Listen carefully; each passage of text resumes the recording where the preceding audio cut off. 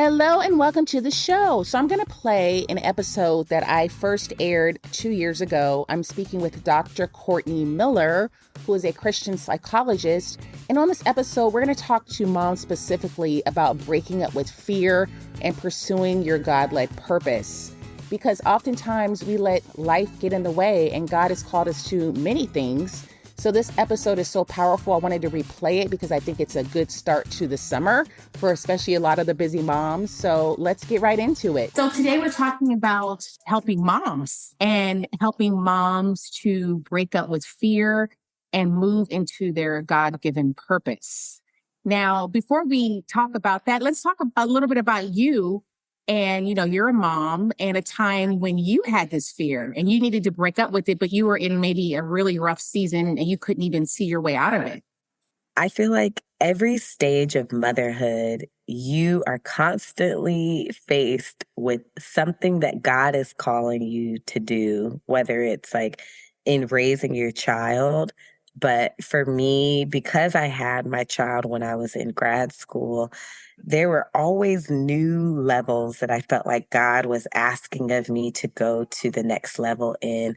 But because I was, I don't know, I think because I was in a program that was not Christian focused, it was a secular program. I was in the place of, how do I bring all of who I am as a Christian woman and to actually bring healing into people's lives when I haven't seen it done in the way that I feel like God is calling me to do it? And so because when I was in like the very first part of my internship, which is like at the end of grad school, I was looking for people that can kind of model what does it look like for me to step into what I feel like God was calling me to do. But because I didn't see that, there was often a lot of times of feeling afraid of, well, because I haven't seen it done, maybe I should just follow the steps of what I see like professors, mentors doing, and maybe I'll figure it out down the line. But I feel like this past like 2 years has kind of been this stretching point of I can't allow myself to just do what I've seen done. Like I have to hear the voice of God and follow where the Holy Spirit is leading me. So I can share more about what that process looked like, but I'll pause there. Okay. I love that. Yes. So, because there's moms that are probably in a similar situation in a different field, or maybe they're, work from home moms or stay at home moms, and they may be in a situation. Is there anything that you could say is relatable maybe to another mom? Maybe she's not sure what that fear looks like. What might that look like? Like, I love the example you gave for yourself. What are some other fears that moms may not even realize is a fear that they're actually in? Mm-hmm. I think many times we are often in the place where we might feel like, oh man, I'm really either interested about something. I feel like I might, have something to create or bring value, but I haven't seen it done. So like there's no example. So maybe I feel like I kind of doubt myself. I feel like maybe there's like maybe I'll wait till I see someone else that can do it. And then I'll know that I'm like able to do something like that. Two, it could be a very much, comparison where we might see someone else doing something in a different way and feel like, oh, well, they're doing it better, or they have like the Instagram life that I don't have. They have money to be able to do it. So you compare maybe whatever vision that you've been given to whatever you see them doing. So that's a form of a fear. And then oftentimes our own insecurities about like, I feel whether I'm not good at speaking or I'm not good at writing or whatever insecurity that might come up, we feel like, okay, because I don't have that fully polished or it's not in the place of what I feel like it should be, that's the reason why I should not move forward. And then we become consumed with, well, I'm just a mom. So I think there's this limitation that sometimes we can put on ourselves based on our doubts, our insecurities, comparison, where sometimes we feel like because I am a mom, I should just focus on this. I should just put all my energy into this. When for some of us, that could be a season that we're being called to where it's very much like we need to adjust, we need to rest, or we just need to focus. But sometimes that's also a fear that can feel real spiritual and real cute of I should just stay like what's comfortable, what's familiar, when many times the things that we're called to do, the things that sometimes we feel like we're avoiding are actually what we should be focusing on. But because we feel like, well, I don't have help or I don't have a community of people or I don't know how to do it, we stay with what's familiar and comfortable. And sometimes familiar and comfortable could be toxic. It could be just in a bad place, but it's still familiar. So you still feel comfortable staying there and it's hard to get out of that. Exactly. And, I was reading the study that was talking about many times the things that we're feeling the most worried and anxious about, our number one response is, let me avoid it because it doesn't feel good. Nobody wants to be in a place that they feel like, okay, this is making me feel uncomfortable. I don't want to deal with the unknown or uncertainty of something. So I'd rather either pretend like it doesn't exist, push it under the rug, or project it onto somebody else. But one step that we can take in actually being able to conquer fear and conquer anxiety, the worry about the unknown, is taking one step forward. So whether that's I'm just going to start talking about this idea with someone. I'm just going to even maybe start journaling about it, like just get it out of my head and put it on paper because there's something about that process that makes things a little bit more concrete. I love that. So going back to your story, and I know you're a Christian. I'm a Christian too. Everyone listening is not a Christian, but I would love to hear from your point of view in the season that you were in and just sharing how God helped you during that time. Because you weren't actually in a comfort zone during that time. You were actually a new mom at the time, right? So you were already in a new season. So there was a lot of newness happening. It wasn't like, oh, I'm comfortable in this season. Let me just stay here. It was like a new season for you. And then you're trying to get your doctorate at the time. Was that happening? Yes. So take us back there and let us know about your journey.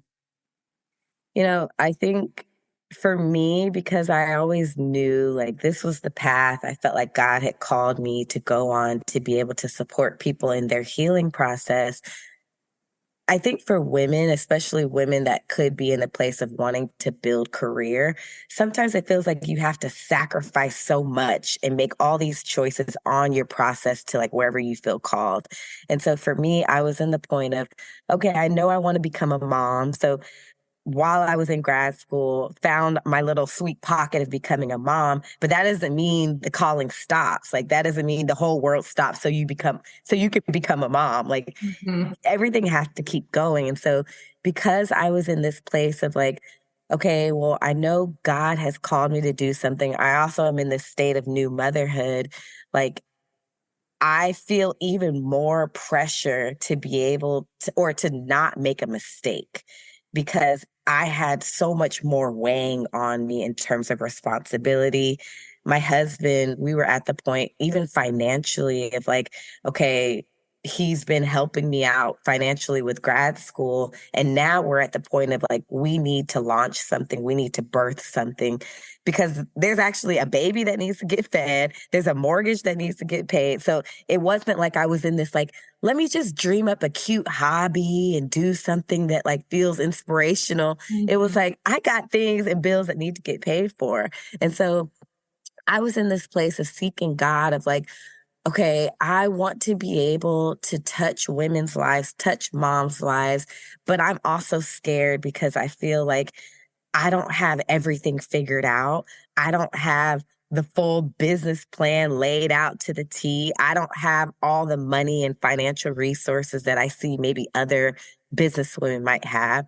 But I felt like where God was calling me to go was how can you start with what's in your hand?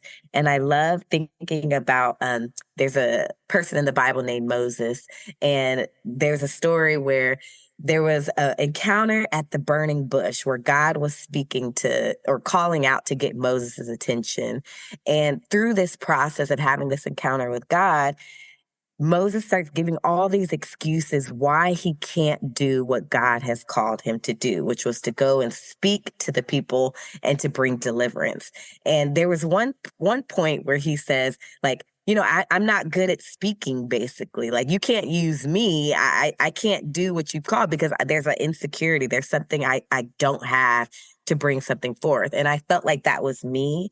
Like, we can present all the reasons to God, like in our own places of like why I feel like I can't do something. And I felt like in that moment and with Moses, God was like, it's okay. You don't have to be all the way qualified. Like, I'm going to send people, I'm going to send your brother to help you out. I'm going to give you things to help you out. And so I felt like there was this point in my life where I was like, okay, God, I don't have everything figured out with what the next step is, what you called me to do. But the thing I do have in my hand is I'm a mom, I'm a wife. I don't have all the knowledge on everything, but how can I use what I do have right now to share and encourage somebody else? And so what I ended up starting to do was let me just get some girlfriends together. And how can I just bring whatever I've learned from school, whatever I've learned from like my process with God, and begin to share that with them? And that would either start with like Bible studies, but then eventually it started into like launching workshops to be able to teach people the integration between psychology and mental health and or faith and bringing it all together. So we just did something brave of like, let's just put it out there. Let's just see if there's an interest. And it just so happened that even though that felt really scary because it's like, I don't feel fully qualified. I don't feel like I know everything. I don't feel like I'm the best speaker in the world. God, I'm going to just try to do something and we'll see what happens. That in that obedience or in that faith, God meets us in those places where we're just like, I actually don't have it all figured out, but I'm going to try something new. And so it was in that place where I was able to start launching workshops, start able to just like 5 people showed up. I didn't feel like, okay, I wanted 20, but I'm going to work with the 5 and just start to trust like the more I start doing this, the more God's going to give me what I need. And then over time, I've had an increase in that of just like, I don't have everything figured out. I don't know, but I'm trusting that God has called me to do something. And the more I don't allow fear to have power over me, the more I cancel out any authority that fear might have over me, the more I'm able to let God do what only He can do. Yes, that's so profound. And then also what you mentioned, like you started with 5, and it made me think of if you're faithful in little, God will bless you with more. So you needed to be faithful with that 5. And it also made me think of, because I know on your Instagram, one week on your Instagram, I think you had like 900 followers. Mm-hmm. And then you did a post about reading a scripture to your son. Yeah. And then you got like, was it like 1 million likes or something like that? And your account just went viral from that? Yeah, I mean, literally within that, before I posted that video, I was just in the place of like, God, I don't want to use my life and my social media just as like a blog. Like, I feel like you've called me to pour into women. You've called me to pour into moms. How can I be an encouragement and just do something that feels like a blessing? And so I felt like the Lord dropped it in my spirit. Like, if you obey what I show you, I will bless it. And so I was like, okay, I don't know what that means, but let me go throughout my day, make my child some breakfast. And I just decided to record us reading the Bible together. I posted that video. And then by the end of the day, I had like 3,000 followers. And I was like, wait, like, what just happened? Did I break the internet? Like, are these fake followers? Who are these people? And day by day, by the end of the month, I had 30,000 followers. And so it just, by me taking a step, and I guess I need to give context. For me, I've always had the fear because I am in this field as a psychologist. You don't want to feel like you're like imposing your beliefs on other people, or you don't want to feel like you're out trying to convert people. So for me, I was always worried, do I need to kind of be a little bit more, I don't know, like just more neutral about the kind of things that I put on social media because I don't want to offend anybody. And so me posting that video was actually kind of scary because I was worried what people would think. And I was like, you know what? I'm just going to do something that goes beyond what people think. I want to do something that shows people this is who I am. Like, I cannot walk in fear, worried what other people think anymore. I have to be who God has called me to be. And then it went viral. So I thank you, love Jesus. that. That is such a perfect example of actually pursuing our gifts, our God-given gifts, and watching how he's going to bless it. Because if you think about it, those million views, they needed to see that post. And by you pursuing your purpose, you could be impacting their lives. You are impacting their lives. You don't even know how you're impacting their lives. And that's why it's so important that we are pursuing those things that God is putting inside of us, because only we have the gifts that we're going to reach in our sphere of influence. Yes. So you're reaching those people who are coming to your site because they want to hear what you have to offer. So I think that's such a great story. Something that it's just shown me, the more that I am walking in who God has called me to be, like no hiding, no apologizing, no trying to tiptoe on it. Like, people are hungry for authenticity. Like, people are like, when you go on social media, people don't care about the fake stuff and the flaunting and like, look what I got going on over here. Like, people are hungry for realness. And so I felt like that's the stuff I want on social media, but why don't I feel like I can be that? Like, because I'm so scared what people think. I'm scared of rejection. I'm scared people won't accept me. I'm scared people will unfriend me. Like, all these fears that get in the way of us actually embracing like the kind of love we give to our children, where we want our child to feel like they can be everything. You can be an astronaut.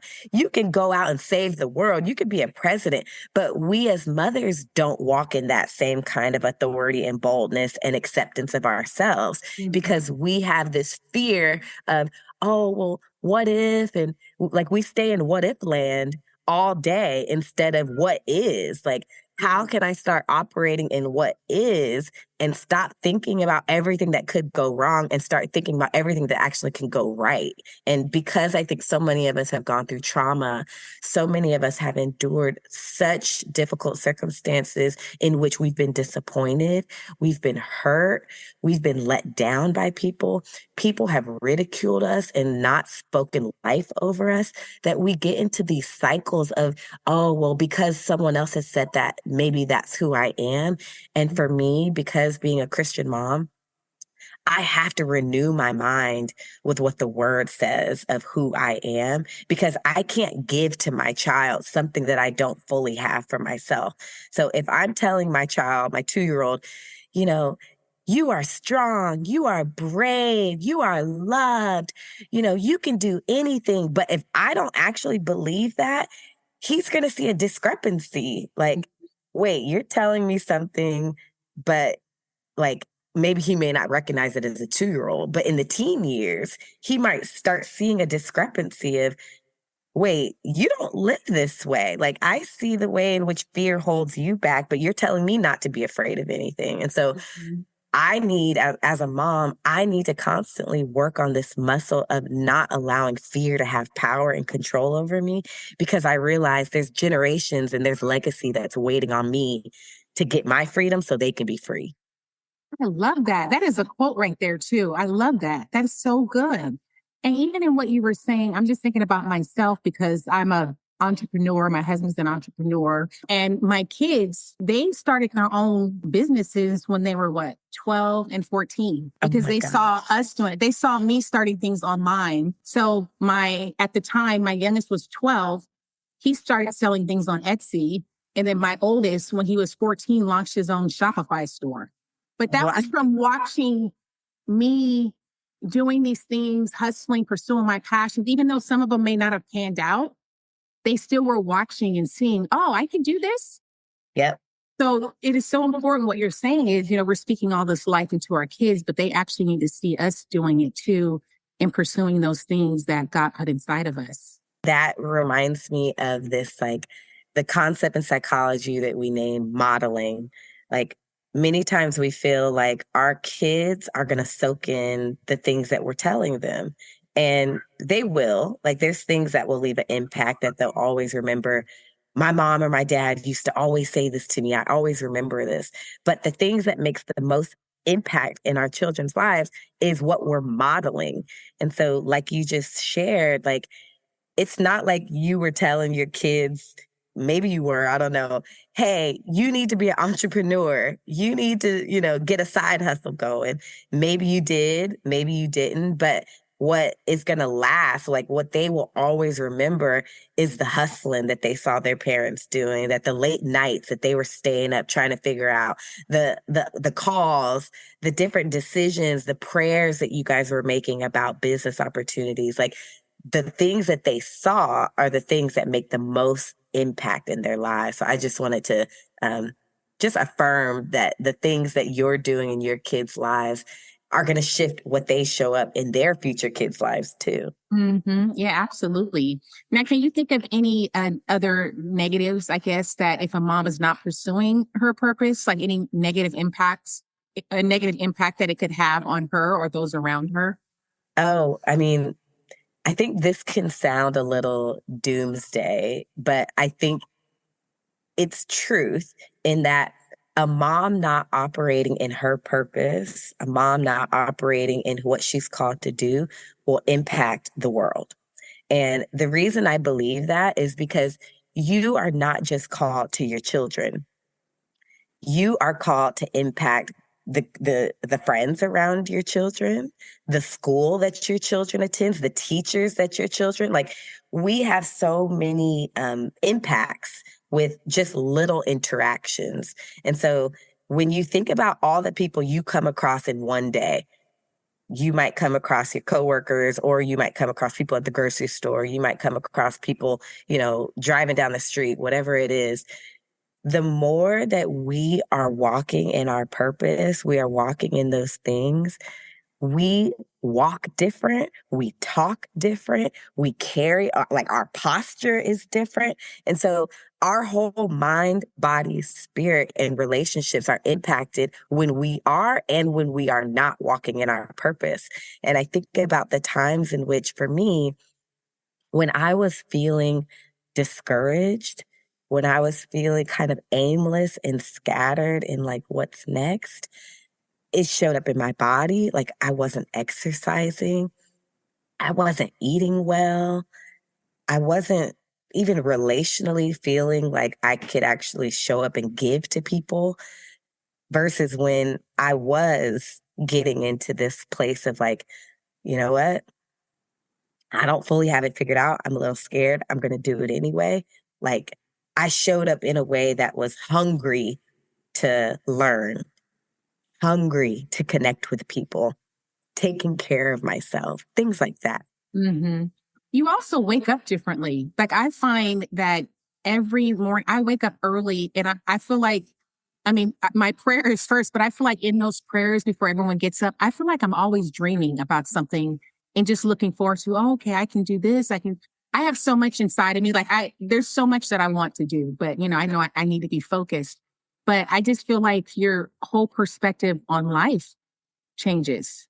Like, when you're walking in your purpose and you're not just living and not actually living on purpose. Right. And I feel like some people, when they hear the word purpose, it can feel so abstract and convoluted. So for me, when I think about purpose, I'm not just thinking about, okay, like, to me, I don't feel like my purpose is to be a psychologist.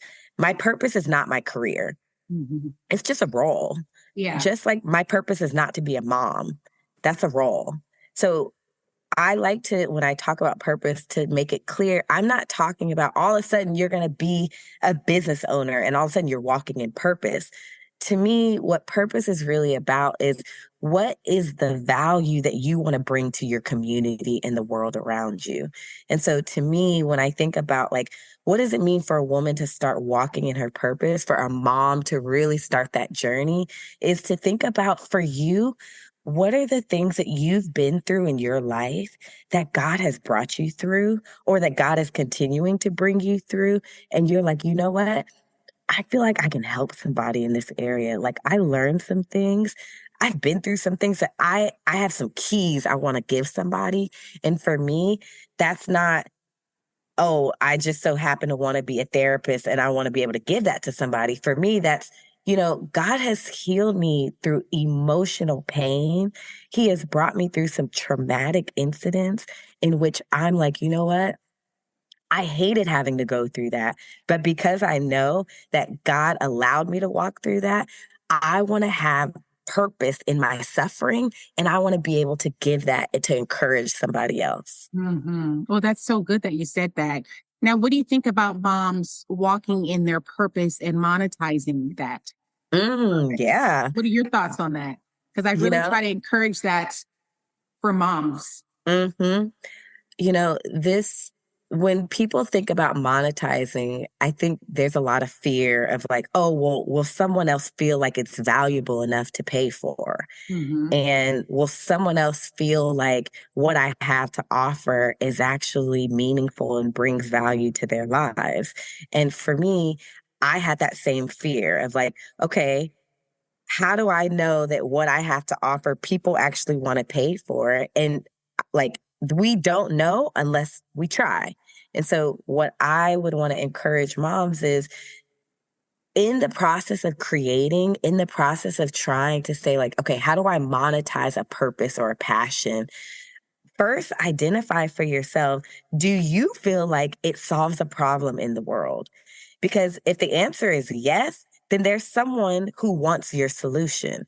And so if you don't feel like maybe it doesn't solve a problem, talk about it with people, share your idea with someone and be like, hey, like, would you pay for something like this? And maybe they would be like, no, like I can Google that. Then that's good information. Maybe there's something we need to do to make it feel more valuable. And so, something I like to always put out there, we live in the world of technology. We don't have to reinvent the wheel. A tool that I love to use is Chat GBT, where I love to be able to ask questions. Like, let's use technology as a resource and say, okay, I have an idea for launching an ebook. Give me 10 ideas on how I can monetize this ebook. There are people that have already figured it out. We don't have to figure it out. Just start with one idea, get feedback, ask friends to fill out, like do like a Google form survey and say, would you pay $10 to $20 for something like this? Would you pay $20 to $30? Like ask your community. The people who love you want to see you win. And so when it comes to monetizing, ask the people around you what they think. To use the research that people have already done to be able to take those next steps. And then 3, like we have to put ourselves out there. For myself, I'll share what feels really vulnerable. I did a workshop one time and I was like, you know what? I have worked really hard for this degree that I have. I can charge a certain hourly rate, whatever, based on what psychologists charge in this area. I'm not going to charge that. I'll charge a little less. So I put a workshop out there and I only had 5 people. This was a separate workshop that only got 5 people. I only got 5 people that registered. And what that came out to was about $500. And I was like, dang, like that wasn't the number I was looking for. I really wanted to be able to, get over 1,000, whatever my number was. And I started to get discouraged. And I was like, man, like I wasn't successful. I didn't reach my goal. And I had to talk to one of my friends who was in business and marketing. And I was like, yeah, I didn't reach what I wanted for this opportunity. And she was like, I want to slap you right now. The fact that you did something and you actually monetized, like you could have made 0. And then we could have went back to the drawing board and be like, okay, what could we have done differently? Maybe there's something we could have tried, but you actually monetized.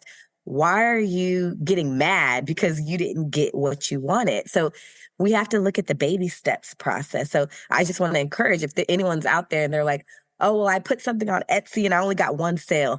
You better clap it up for that 1 sale. You Right. monetized. Right. Like you actually did something. Now let's try to replicate it and grow in that. So I just want to encourage anyone that's out there that's like, okay, I've monetized, but I didn't get the number that I wanted.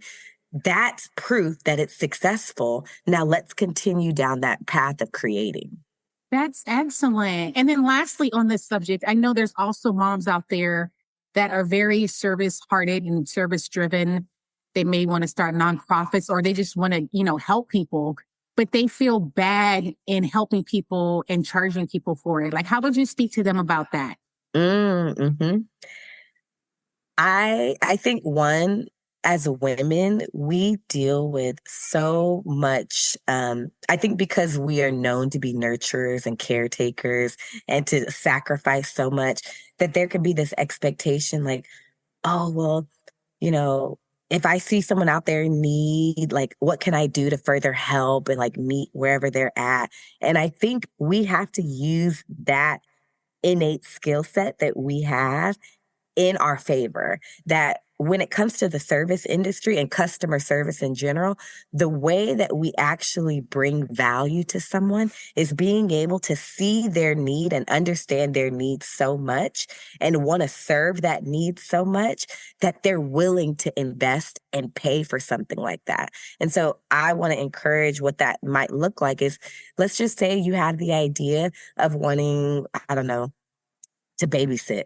And you're like, there's 50 million babysitters out there. Why would someone want to pay for me? Like, let's just say you want to do top dollar luxury kind of babysitting prices. Why would someone want to pay when they could pay someone else? And like, there's other people that are trying to serve and care in different ways too. I think where we're seeing more and more of our world going into is people want to feel like there's a personalized touch.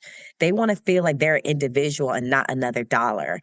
And so when it comes to, okay, I have a heart to serve, I have a heart to give, but I don't know where to start and where I want to monetize, how I would get someone to even invest into an idea, is get to know an individual's problem so well.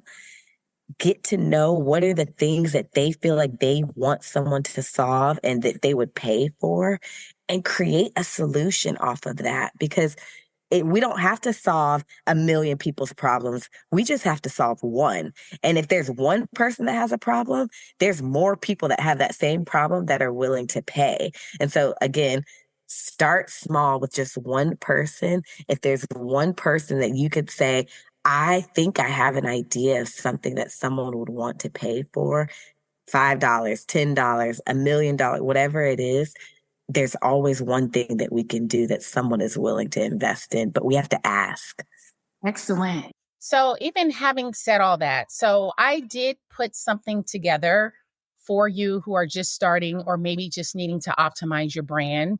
So I created something called Build Your Brand Audio Bundle. It's about 2.5 hours. And if you're like me, I prefer audio versus video because I can listen on the go. I can re-listen and just get clarity. So I put together this audio bundle and it really helps to clarify your passion. It helps you to find purpose in it. It talks about finding your niche and your ideal audience. It helps you to build visibility. It also helps with creating consistent content using SEO strategies that I've learned over the years. And I've also included monetization ideas plus a 90-day goal workbook. So it's only $37 and it's an instant download. If you think this might be helpful for you, I would highly recommend it. But if you do get it, I would really highly recommend that you actually listen to the whole thing from the beginning. Because statistically, when people buy courses, they don't finish it. So I really highly recommend that you start it and finish it because I talk about so many powerful things in this audio bundle and it's curated for my top ranked podcast. So I talk about my story, my journey, clarifying your passion, as I mentioned, and finding purpose in it because that is so key in all of this. Finding purpose in it the way that God wants us to find purpose in it. Again, it's only $37 and it's an instant download with 15 short audio lessons. And they're each only around 10 to 15 minutes. So it's very easy to read or not read, but it's very easy to listen to. And as I mentioned, you can listen on the go, but yes, please come back to it and sit down with it, let it marinate, because you do want to make sure you put this stuff into practice. And one of the most important things, I think, are the goal prompts, because you need to have goals. Whatever you're pursuing, you need to have goals. So if this sounds of interest to you, then go to buildabrand.tinseltownmom.com and you can download that today for only $37. Again, that's buildabrand.com. I'm sorry, that's buildabrand.tinseltownmom.com. And you can download that for $37. I will also put the link in the notes here. All right. Thank you so much for listening today. If you got value from this episode and you know of someone else who could use this, would you do me a favor and share this with her? My platform is not only meant to be a blessing, but it's meant to encourage you to pursue your God-led passions so you can make a positive difference in the world. Until next time.